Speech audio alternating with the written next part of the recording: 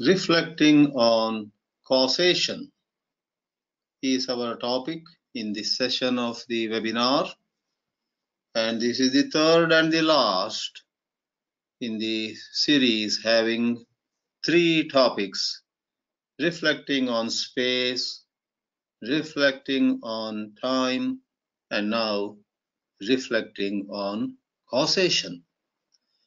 These three have been chosen because, see, I am saying because there is causation here. The phenomenal universe in which we find ourselves is full of these three, or there is hardly anything which is without these three components. And no wonder, therefore, whenever we try to understand anything outside or inside, physical or even emotional matters, we ask three questions. We ask, where is that happening? Or where did that happen? Where will it happen? That is a reference to space. We ask, when did it happen? When is it going to happen? When will he come? When will she arrive? When? That is a reference to time. And we also ask, in numerous or countless scenarios, why did this happen? Why did that break? Why did he go? Why did you tell a lie? Why did you come in the first place? Why? Why do you hold these webinars? So there is this why. Even as I was putting a few thoughts down for this webinar on causation, a humorous piece came to me over WhatsApp. The question was asked, why is everybody obese in that family? Why is there obesity in some family? Is obesity running in that family? It runs in that family? Does obesity run in that family? The answer was given, no, obesity doesn't run in that family. Problem is nobody runs in that family. Because nobody runs in the family, all are obese. So it's not that obesity runs in the family. So this is a little pun and a little play with the English language.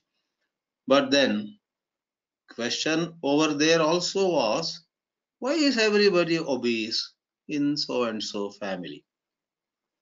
So where regarding space, when regarding time, and why regarding causation. No wonder we are asking this. It's but natural, because whenever we look around, anything and everything, as I said, even on the emotional plane, why is she so angry with me? Why am I feeling depressed since morning?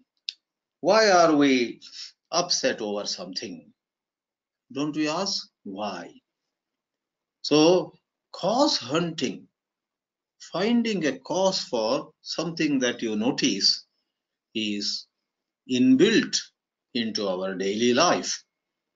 Someone other day already asked me, you already talked about time and now you are going to talk about causation. Is time same as causation? Because there is a cause, there is an effect. What comes first is cause, what comes later is effect.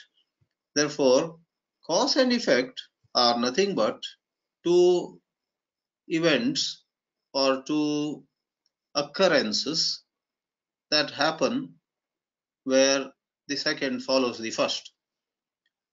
Very interesting question.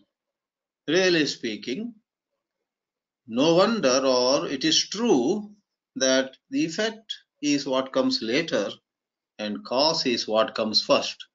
But to talk about cause and effect is not the same as talking about time. First of all, whatever comes later doesn't have to be the effect of something that had come earlier. Somebody born in 1980 doesn't have to be the daughter of somebody born in 1950. So, one born in 1980 can be daughter or need not be also. Likewise, time as a flow, time as a continuity has much more to it than about causation. There are things where nothing is really caused, there is just repetition. We talk about rotations per minute. Things are rotating. A disk is rotating. So many rotations, so many turns per minute. So there is a measurement. So time is in its own way significant. It has so much about it.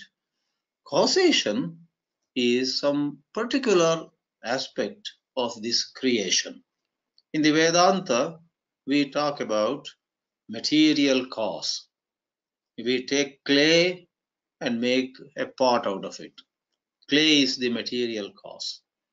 Or we take gold and make an ornament, a necklace. Gold is the material cause. The potter is the efficient cause. The pot is again the effect. And the goldsmith is the efficient cause. The ornament again is the effect. There is thus material cause, there is efficient cause, there is also some instrumental cause, like a potter may use a potter's wheel to produce a pot. So there are a number of kinds of causes, and then there is an effect, or there are multiple effects too. So causation is where we answer the question, why? Sometimes it may take the form of how. How did the apple fall from the tree? Is more or less the same as asking, why did the apple fall? Now, in the phenomenal universe, that is this universe which has countless phenomena, we do find that things are caused. An egg has a cause, a chicken, and the chicken herself came from an egg. So you look at an egg and then you say, this is the effect and the chicken is the cause. And if you look at the chicken, this is the effect, egg is the cause. Same thing may be said about a tree and a seed. Did the tree come from the seed or did the seed come from the tree? We say, well, both are true. What came first? Very difficult to answer. The phenomenal universe, which science has extensively explored, has countless explanations of causation, but they don't know what is the ultimate cause of everything. That is where physics ends and metaphysics begins. Philosophy begins. In philosophy, we talk about the ultimate cause. Popular religions simplify matters and say God is the ultimate cause. God said, let there be light, and there was light. God created this entire universe, the Semitic religions say, in 6 days, and then rested on the 7th day. Therefore, the 7th day is called the Sabbath. 6 days. Somebody went to a tailor in the Christmas season and said, get me this suit made within within 10 days or something. The tailor said, this is Christmas season, I'm too busy, I can't get it stitched in 10 days. The man said, what are you saying? When God could create this entire universe in 6 days, can't you make a little suit for me in whatever number of days? The tailor said, You know what a mess this creation is. If you don't mind that kind of mess happening to your suit, I can get it done in those few days. Then the man had to step back. So we talk of God. In the Hindu tradition, in some scriptures, Shiva creates everything. Some scriptures, Vishnu creates everything. Some other places it is Brahma. Some other places it is Devi, Mother, Divine Mother, and so on and so forth. Even in the Upanishadic literature we find there is one Brahman, and from that arose Akasha, space. From space there came air, from air came fire. It goes on. So we say there is some ultimate truth from which everything comes. But on the other hand, I already called all these popular and versions that we begin with. If you make a detailed and deep study of the Upanishads, you will find something astounding. And that brings us to a very, very difficult to understand, very, very daunting scenario. Let me not jump into it, but imagine if Brahman is one without a second, absolutely there is nothing else than Brahman, then if you say, well, one day, there was no time to say one day, but in a manner of saying, using the popular language, one fine morning, Brahman thought, let me become many. We may ask why. All these days he did not want to become many. Suddenly this morning, what went wrong with Brahman? So there can be a why. And if the teacher says, shh, don't ask. One morning Brahman wanted to become many. Then we say, all right, that desire, what is its cause? So if the teacher says, the cause for that desire is some sense of incompleteness, some X. What is the cause for that X? Okay, the cause for that X is Y. What is the cause for that Y? Z. Z is the cause for that Y. So it goes on and on. That is where we remember the story when a young physicist went to a village and said, the earth is hanging free in space. It's not supported by anybody called Atlas or some turtle or some other mountain or something. The earth is in space, hanging freely there. An old lady got up and said to this physicist, young man, don't think you are too smart. I have read the holy books, the books of wisdom. The earth stands on a huge turtle. Now the young physicist said to that elderly lady, all right, on what does that turtle stand? The old lady had never expected such a question. However, she would not give up so easily. She thought for a moment, and then she knew that if she says that the turtle is standing upon another turtle, the young man would say, on what does that second turtle stand? So she was ready for everything. She said, young man, listen carefully. The earth stands on a turtle. The turtle is on another turtle. And before you ask me another question, it is turtles all the way down. She says it is turtles and turtles all the way down. That is utterly unsatisfactory, as any one of you can imagine.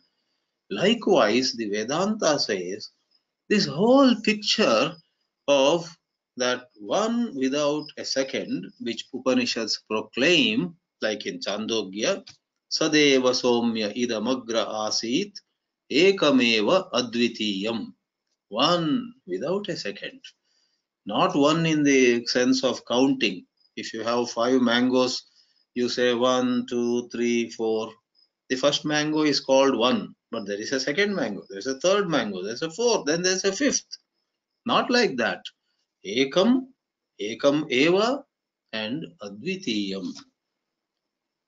Sadeva Saumya, Sat alone existed. Brahman is referred to as Sat over there in the 6th chapter of Chandogya Upanishad.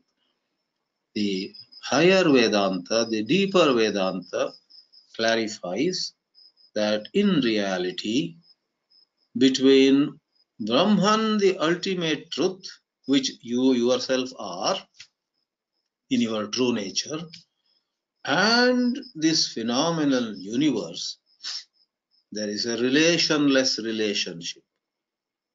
Inasmuch as, on one hand, Brahman hasn't become this universe actually.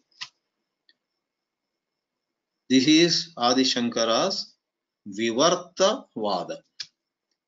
Vivarta Vada means Brahman appears to be this multifarious universe, and to ask, how did this happen? Why did this happen? Where did this happen? When did this happen? All these are questionable. Therefore, Sri Ramana Maharshi would say, when somebody took a doubt to him, doubt the doubter. And in a very crucial question answer that appears in the commentary by Adi Shankara on the 2nd verse of 13th chapter of Bhagavad Gita, the opponent asks the champion of the school of Advaita, the opponent asks, you are talking of erroneous perception, error, superimposition, ignorance, ajnana, avidya, call it as you may. Who has this avidya? Does Brahman have avidya? Then there are two things, Brahman and avidya.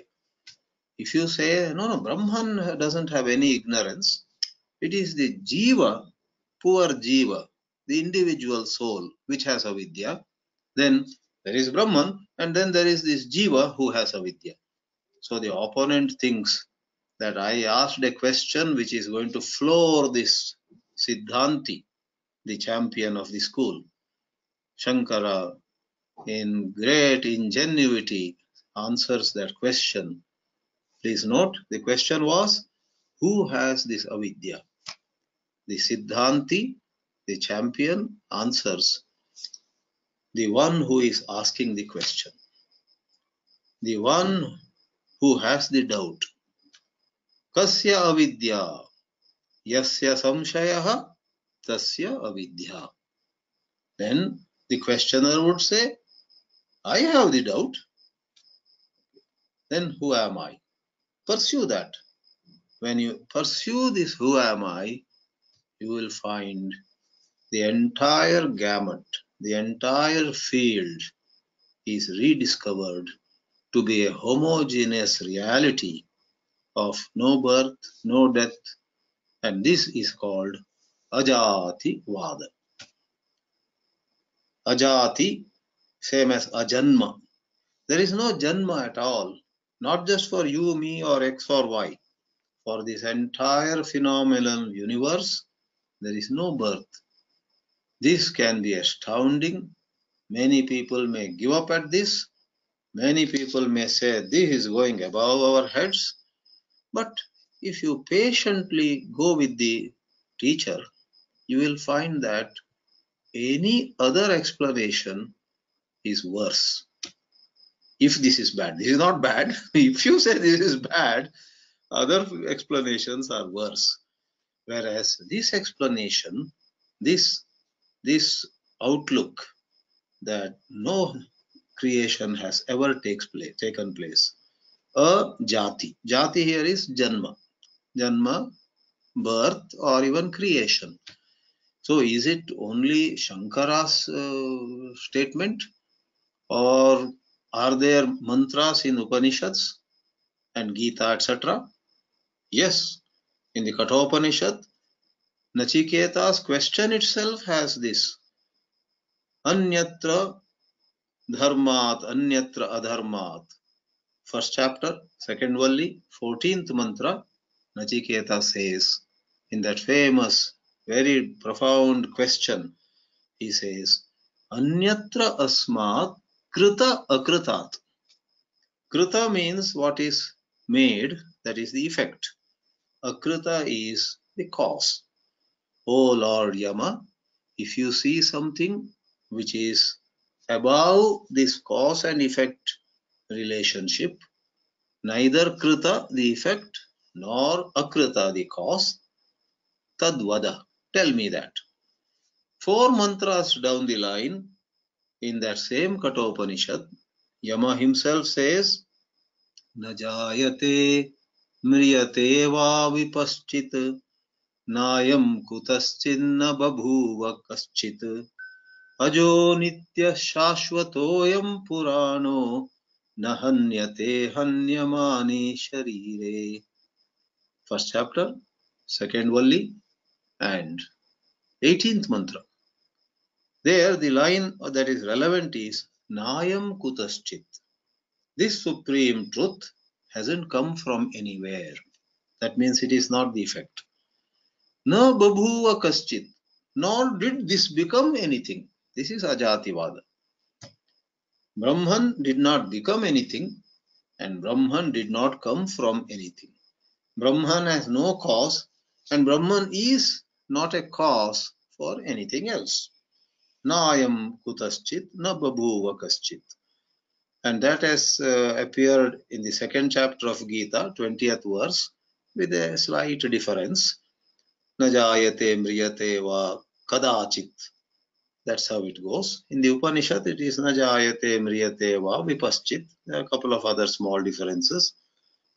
Shankara in his Dakshināmurti Stotra also says the absolute truth doesn't make room for cause and effect, whereas the phenomenal universe has nothing but cause and effect everywhere.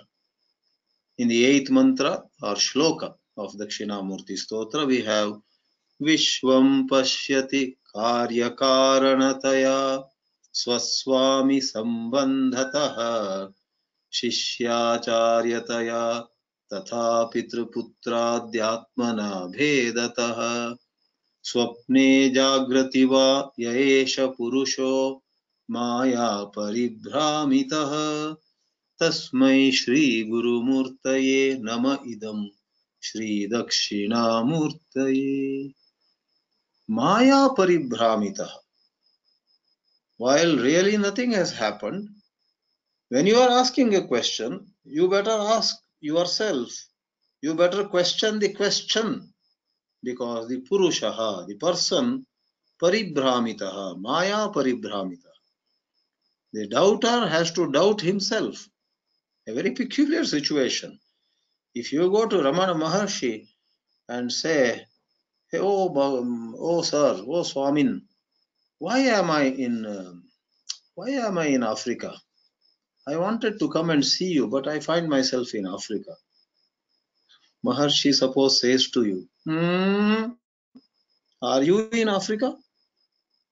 You have gone to Tiruvannamalai in South India, and you are standing before Sri Ramana Maharshi with folded hands. Your question is, sir, why am I in Africa? Now, if Maharshi says, first find out if you are in Africa. Doubt the doubter. Doubt the doubt. Likewise, I see this creation. Doubt that seeing. Doubt that perception. I see I have made a fool of myself. Question that self-estimate, self-evaluation. I am a failure in life. Question that. No, I am very successful. I am the wisest of all. Question that. This is meaning of doubt the doubter. So Shankara in Dakshināmurti Stotra says, Purushaha, the doubter who needs to be doubted. In no way Shankara is giving validity to that doubter. The doubter is himself doubt-worthy. But yet, Upadeshat, in the process of instruction, the doubter, who is Maya Paribhramitaha, at this moment perceives this creation as Karya Karana Taya. Karya Karanata is the arrangement where certain things are causes and certain things are effects. Yatra Karyani Santi, yatra karanani santi, sa vyavastha, that arrangement, karya karanata. Vishwam pashyati karya karanataya, swaswami sambandataha. We look at somebody as our boss, and we expect some people to look at us as their boss. Pitra, putra, father, son, numerous ways. Shishya, Acharya. Shankara talks on many relationships and says all these relationships have validity up to a certain point. We have already admitted Satya. But then there is Satyasya Satyam. The rainbow has 7 colors. We enjoy them. Even the teacher who talks on how rainbow is an optic illusion enjoys the rainbow with his or her spouse and children. How nice. With some snacks in hand, with coffee in hand, or in whatever setting. She or he enjoys the rainbow. Though she or he just this afternoon had given a brilliant lecture on how there are only water drops and there is no true rainbow over there. Likewise, father and son, teacher and disciple, and numerous other forms of cause and effect have validity in a certain setting, but then there is a Satyasya Satyam. There is a truth above this truth. Advaita is about that ultimate truth, and that truth is itself Dakshināmurti. That truth itself is you and me too. In this way, you have on one hand a lot said in the scriptures. As God caused this universe, God created this universe. From Brahman emanated this universe, and a certain sequence also is given. And if you say, but that sequence has so much charm, so much beauty, that sequence which is mentioned in Taittiriya Upanishad or in Mundaka Upanishad or in some Purana, it is so beautiful, I love it. That sequence of how everything came one after another is so convincing. If you say that is, we say that is why we call it Satyam. But there is a Satyasya Satyam. Just as in modern physics, without going much into physics today, in physics, you talk about how light travels in a straight line. But in advanced physics, you say light also bends. You talk about time, then you say time is relative. You talk about space, then you say space is curved. You say time and space are absolute. Newton said it. But then you say time and space are not absolute. Speed of light is absolute. Time and space have to adjust, have to be flexible with speed of light determining everything. They are subject to speed of light. So on one level, nobody is to question space and time. On another level, the big boss is speed of light. Likewise, on one level, this universe, hats off to the creator, hats off to this creation, hats off to everyone who is involved in it. As Dickens said in The Tale of Two Cities, those were the best of the times, those were the worst of the times. At one go, he says, those were the best as well as the worst. Likewise, this universe is splendid, amazing, but Satyasya Satyam. That is where causation collapses. Causation comes down like a house of cards, and that is Atmanishta. Those of us who are mumukshus, those of us who are eager to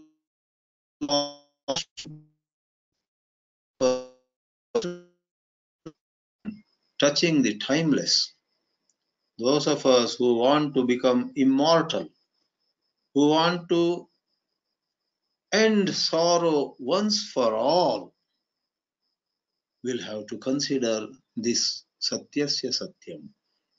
Atmanishta only can set you free.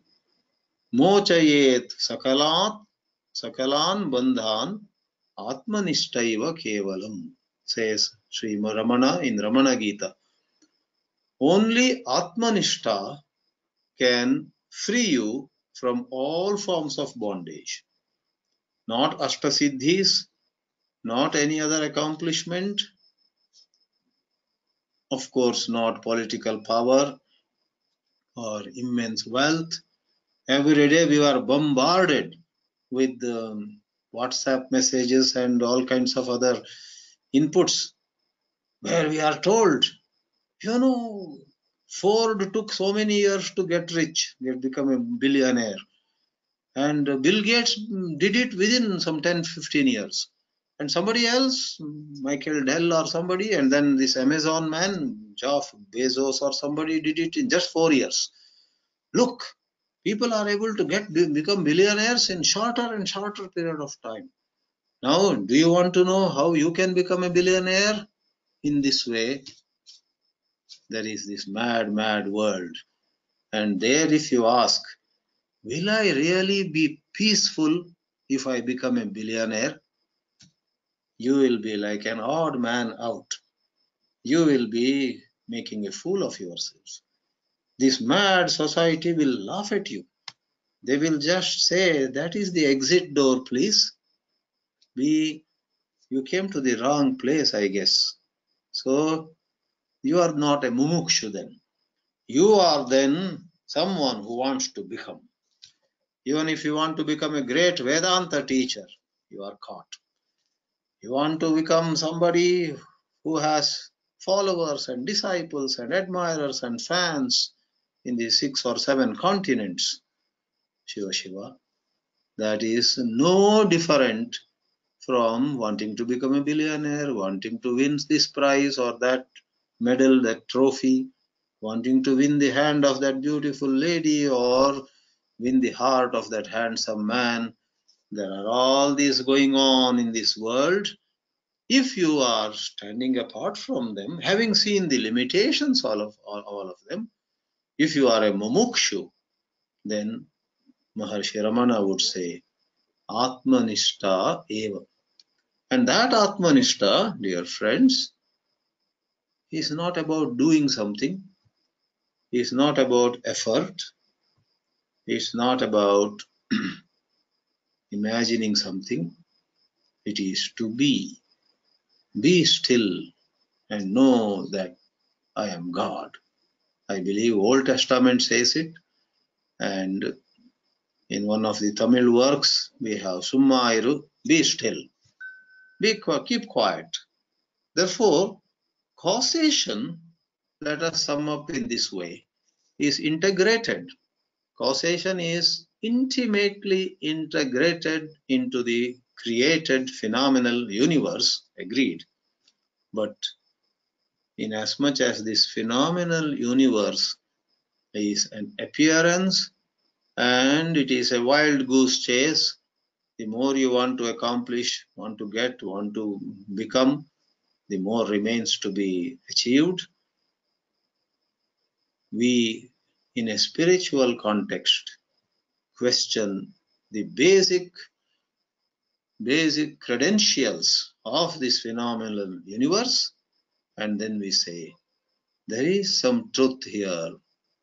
There is some truth here which is neither the cause nor the effect. And with regard to this truth, you cannot ask why, you cannot ask where, you cannot ask how, you cannot ask when, why, where, when, how. No? All of them fall flat. The question itself is questionable. Just as you may ask, what's the color of milk? White. What's the color of blood? Red. What's the color of sky? Sometimes blue. You may. But if you ask, what's the color of a subatomic particle? A subatomic particle in the first place is not visible to human eyes. to naked eyes. Color is applicable when you are able to see something. If you are not able to see something, or if somebody were to ask, what's the color of anger? What's the color of envy? What's the color of jealousy? Envy is almost there. What's the color of depression? Symbolically, you may give some color. I think blues. I am still in my blues when somebody says a depressed condition. And anger is often connected with red color. That is all poetry, literature, and it's association. Association is different. But emotions by themselves don't have color. Likewise, just as to ask what's the color of sadness is a wrong question, likewise, to ask how did it all happen doesn't mean you are evading or running away. It's not avoiding. In fact, we ask everyone to examine the nature of this creation. Don't go from one to its opposite. Earlier you were asking questions, now with mouth shut if you say, all right, I'm not going to ask any question here onwards. Well, thank you. Don't suppress questions like that. It's not about suppressing questions, nor going about questioning madly. We have to see whether the question is reasonable beyond a certain point. The question has validity, and then at some point, upon closer examination, the question loses its validity. That is what we need to see. This way, I'll for the present sum up. We have covered three topics: space, time, and causation. And with respect to all three of them, if I may spend a few minutes now, space is given an exalted place from that one without a second, as Taittiriya Upanishads Brahmananda Valli would say, first came space. Tasmadva etasmad atmanaha akashas sambhutaha. It is in space that everything is. It is from space that other elements came. It is space that holds the quality of sound, and the most auspicious sounds like Om are hosted in space. Host or anchored. Space anchors. However, space is within the field of superimposition. It is within the adhyasa. It is within the adhyaropa. It is within the deliberate superimposition which Shastras talk about, and having guided the student in a certain way, at the right point of time, the scriptures invalidate, negate, which is called apavada. So space has validity in the adhyaropa, deliberate superimposition. It loses its validity in apavada, deliberate or subsequent negation. Adhyaropa apavadabhyam nishprapancham prapanchate, says Adi Shankara while commenting on another shloka of the same chapter 13 of Bhagavad Gita.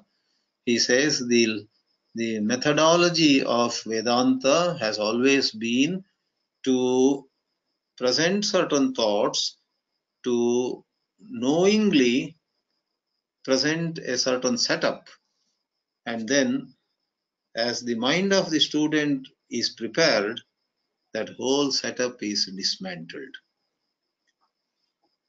Setting up as an arrangement is adhyaropa, and dismantling is apavada. Adhyaropa apavadabhyam. By this prakriya, this is the mula prakriya. Then as subordinate to this prakriya, this process, this procedure, there may be 100 other prakriyas, procedures, or thought developments, lines of thinking, lines of argument, call it as you may. But the most fundamental prakriya, Moola prakriya is adhyaropa, apavada. There are two: deliberate superimposition, adhyaropa, and subsequent negation, apavada. Using these two, a competent teacher helps a student free herself of the primary error. The error is nowhere else than in her thinking. The student has an error in seeing, error in thinking, error in assessing or knowing. There's a wrong knowing. It is not desirable to think of this ajnana or avidya as located somewhere. Like in some stories, you want to kill a demon and you can't kill. Even when you cut the demon into pieces, you find he again reassembles. Then somebody whispers in your meaning, in the ears of the hero of the story. The prana of this demon is across 7 seas in a bird seated on a certain tree. Then the prince crosses the 7 seas, goes to that forest, and there are serpents whom he has to handle. Finally, he strangles that bird somewhere. And then, because the pranas of this demon here are in that bird across the 7 seas, upon killing that bird, this demon dies. Likewise, in some Vedantic line of thinking, it is said that avidya is deep somewhere, in deep sleep or in some karana sharira or somewhere, and that is causing all this confusion. The preferred and the more accurate way of putting it would be avidya, ajnana is not somewhere, it is right here. In your seeing the so-called others as others, in your seeing yourself as I am this body, there's an error.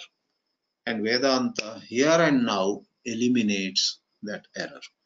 So coming back to space, space is part of that erroneous perception. Time too is part of this erroneous perception, for in the magic show that is set in motion by thought, by mind, there is time.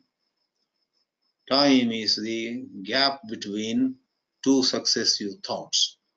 Swami Chinmayananda used to humorously say, with a little Malayali accent also, that when you have a thought, there is no time. When you have a second thought, the gap between the first and second thought, there is time. That gap is time. And then he would say, that is why the unit of time is second, not first. You have second and then millisecond and nanosecond and microsecond and all that. Second. The unit of time is second, he would say, with a wit and with certain humor, because if there were to be one thought, there is no time. There is a second thought. The gap between first thought and second thought. Gap between thoughts is time.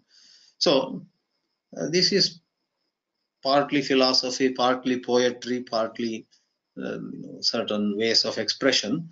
These are all secrets which cannot be just explained away by some clever arrangements of words. After all is said, we again wonder what it means. So time is another component of the scenario where thoughts have already spread the net. Time also is part of superimposition. And in this webinar, which we presently presented, causation also is an inseparable constituent of the phenomenal universe. But the phenomenal universe itself, to use an idiom, falls like a house of cards if one were to inquire, one were to exercise viveka, one were to see rightly, and one were to stay as the Atma. We generally stay as so and so. I am this. You better know who I am. Don't take me for granted, etc. We say to everybody, and with a visiting card or more than a visiting card, with lots of thoughts in our head of who we are, etc., we go about. That is anatmanishta. Atmanishta requires that we see through the game that we are playing and we settle down in pure being.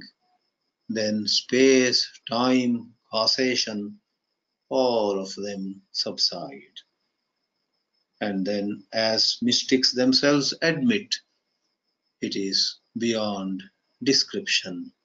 In Saddarshanam, Maharshi Ramana asks a question: who can describe the state of a person of such vision? Tasya sthitim bhavayitum kshamakkaha. Tasya sthitim bhavayitum samartaha kaha. Who can ever explain? Who can ever describe? When you know it, you know it. Yap pashyati sapashyati. That is how mystics themselves say. But we should not hastily say such things and stop inquiring. We must inquire. We must know the art of inquiry. We must know the science of inquiry.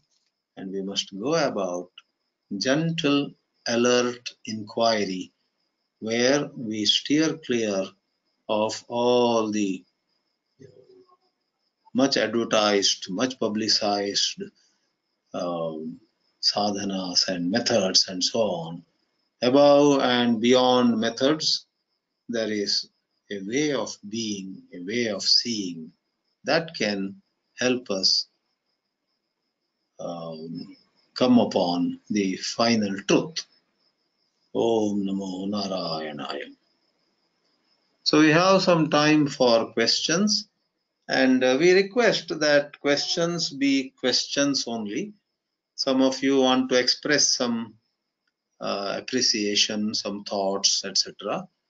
As other participants have especially made a request over email, it is better that those forms of appreciating or expressing some sentiments be done separately via email or so to me. This part, maybe another 10 or 12 minutes we have, let it be questions, and I will try to answer them, and let the questions be to the point. I'm not saying make it too brief that we don't know what is the background, but let it not be too elaborate that the background only goes on and we wonder what the question is going to be now. So, be judicious. So here we go. Let's see.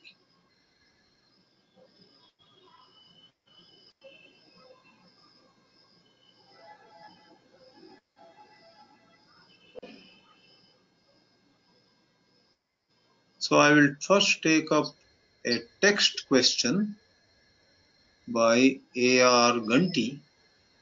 Is Satyasya Satyam same as Parama Satyam? Oh yeah, this is another way. Yeah. There is Satyam, then there is Parama Satyam.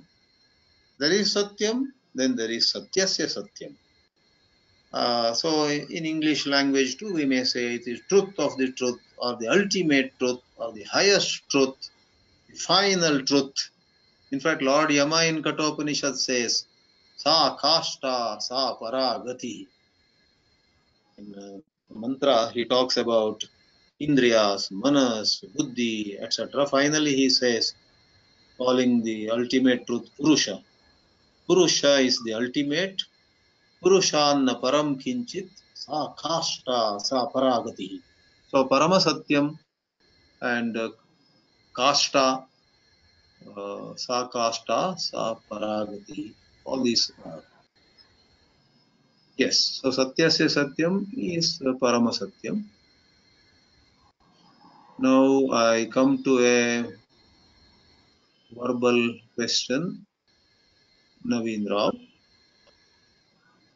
Samiti, you mentioned things like error or the game Yeah, we play where there is this misconception. correct. Uh, Seems to me that for most of us, we are forced to play this game Yeah. because we Yeah, cannot be still, as Shri Ramana, Bhagavan Ramana says. right. Yeah, therefore play it according to dharma.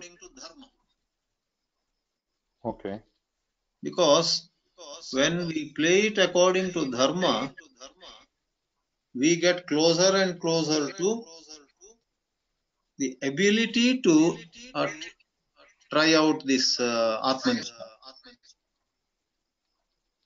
Otherwise, when we are playing the game with all kinds of contradictions, which is another name for adharma, uh, Atmanishta would be too far a cry.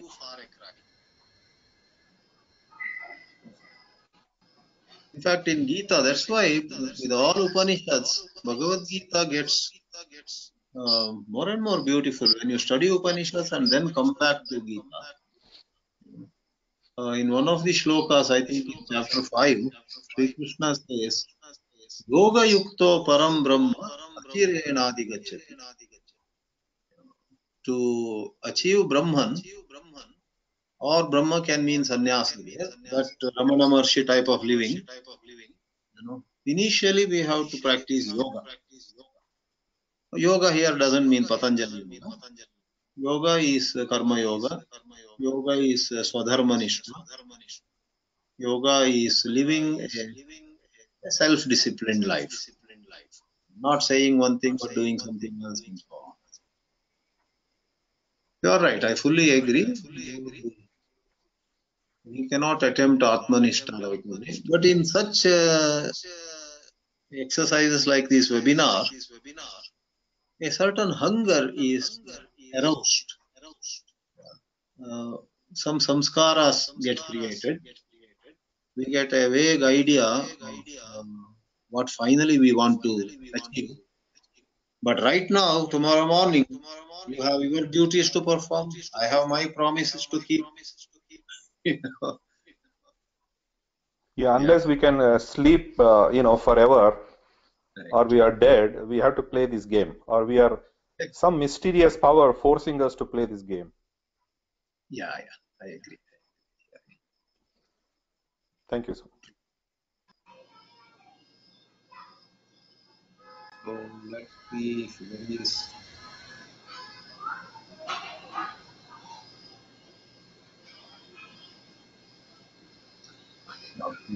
Vargi Dikshit has a text question.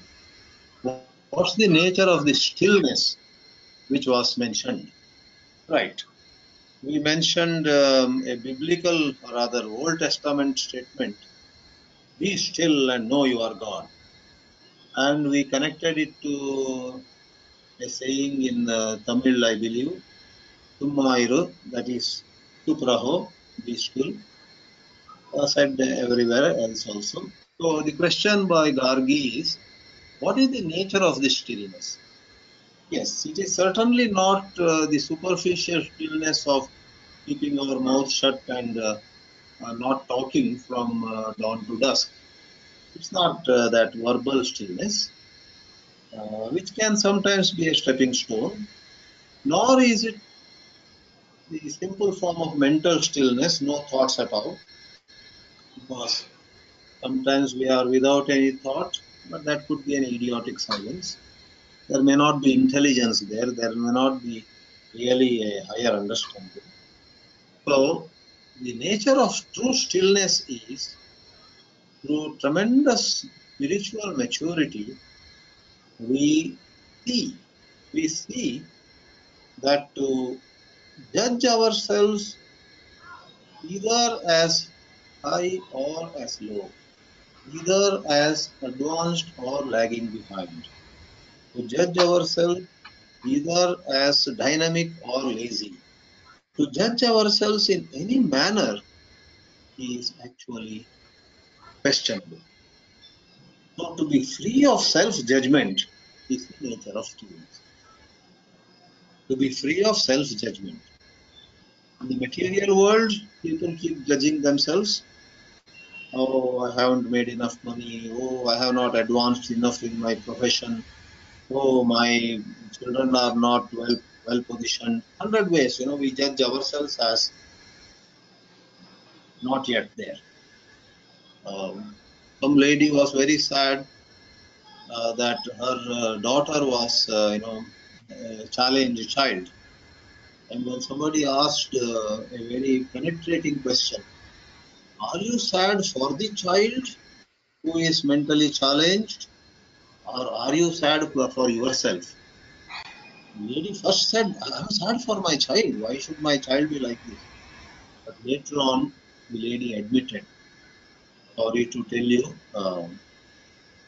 actually, I'm very sad why I had to get a child like this. What papam I have committed. Why I am the unfortunate mother to have such a child. So see, self-judgment.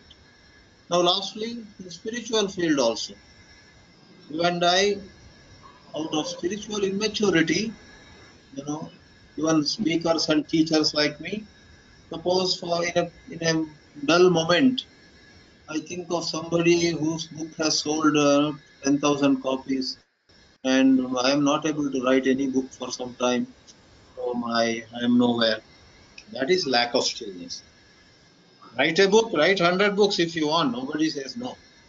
But whether you wrote books or did not, whether they sold well or did not, whether people know you as spiritually mature or they do not know you, no matter what, internally, if you, me, X or Y is able to see the game that the mind plays and seeing the falsity of self-judgment, if we are free of self-judgment, if we do not pigeonhole ourselves, if we do not say on a scale of 10, I am at 7 and Ram is on 5 and my friend Govind is ahead 9, I am also going to catch up with Govind. In this way, this is called pigeonholing. I am here vertically and horizontally. He is there. This is called self-judgment. So, what is stillness? What is the nature of stillness? It is through understanding that there is no self-judgment. I'm I'm beyond judgment. That which is judged is the self, the ego. That is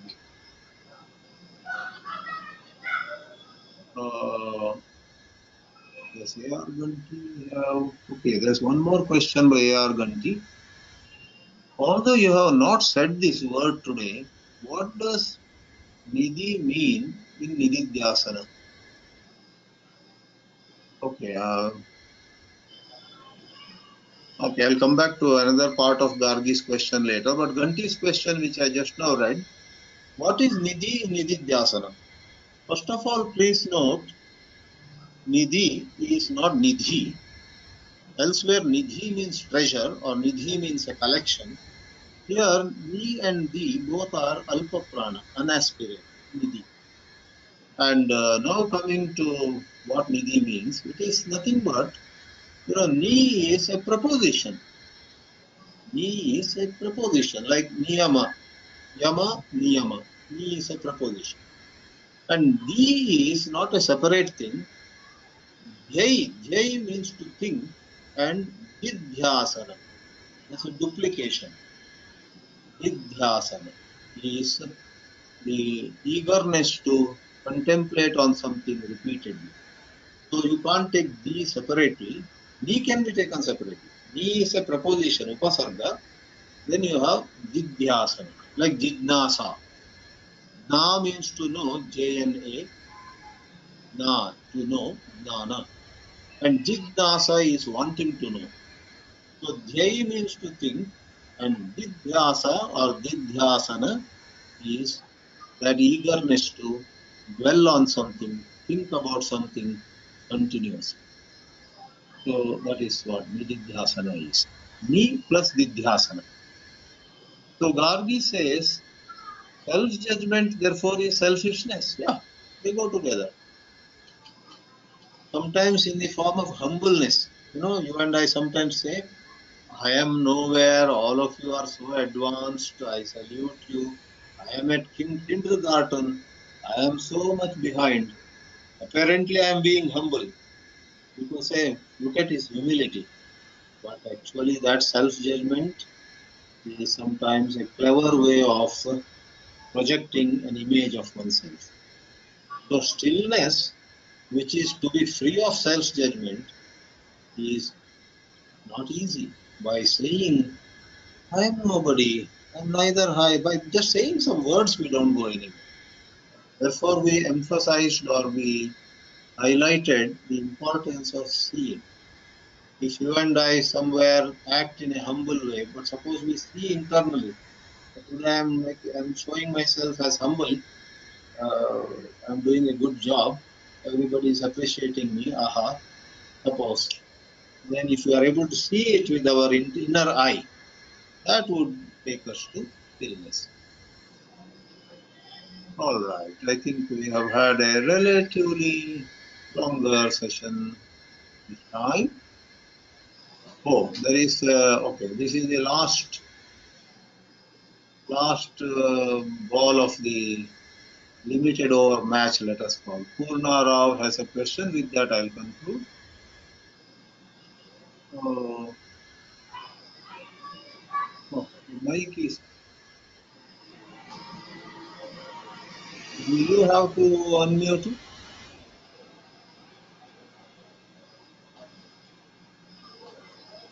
Now it's Can unmuted. Now yeah, it's here. can I you can hear hear. me, Swamiji? Yes, I can. Swamiji, namaste. First of all, let me wish you namaste. Namaste.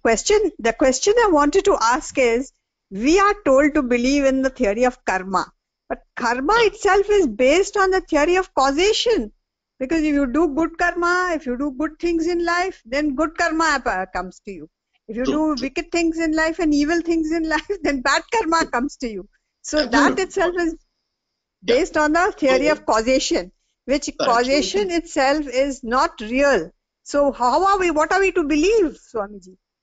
so you said very rightly, karma is on the level of causation, and that is satyam. And when we said causation has no reality, that is parama satyam. So now what are we to do? We have to be true to ourselves. So today you and I are very much involved. We are neck deep in satyam. We are nowhere near parama satyam. Therefore, we must adhere to good karma. You know, I quoted Ramana Gita today 2 or 3 times. Yes. Ramana Gita has a wonderful shloka. It says, Yat karma sukritam proktam, whatever karma is called punya, sukritam is punya, yat karma sukritam proktam, mano vakaya sambhavam. Sambhavam is born. Mano vakaya, by thought, by speech, or with hands. Yat karma sukritam proktam, mano vakaya sambhavam. Tat karma aparam hanti, mano vakaya sambhavam. Second half. So if you and I do good karmas, sukrita, with mana, vak and kaya, then our past papa, whatever wrong we had done, hanti, these good karmas of today destroy the bad karmas of our past. This is also said in the same Ramana Gita. Therefore, our scriptures take us back up and down. If we are ready, they take us to Parama Satya, where causation has no meaning. But most of us are most of the time not ready. So we are advised this dharma vichara. Oh. So both have valid. Yes. So Thank we you, in Swamiji. correct. In no way we dismissed karma or causation. We said there is causation, but there is something higher than causation also. Oh. Yeah. Both are valid in their own ways. Just as even though you and I have grown old, for small children, we have to buy toys and give them. We cannot say that we have seen enough of toys. We don't want our children to suffer the way we did. No. Toys and movies, ice cream and whatever, all of them have eternal validity. Let Vedantins say anything from the stage, ice cream parlor should not be closed down. Baskin Robbins have to continue in every city. Thank you. Shanti, Shanti, Shanti. Pranam Swamiji. Namaste.